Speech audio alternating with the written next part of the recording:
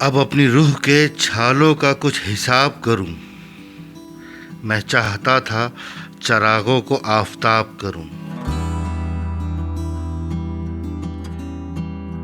مجھے بتوں سے اجازت اگر کبھی مل جائے تو شہر بھر کے خداؤں کو بے نقاب کروں۔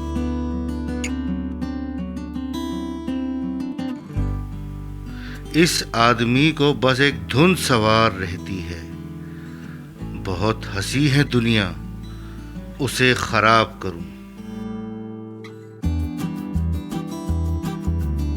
ہے میرے چاروں طرف بھیڑ گونگے بہروں کی، کسے خطیب بناؤں کسے خطاب کروں۔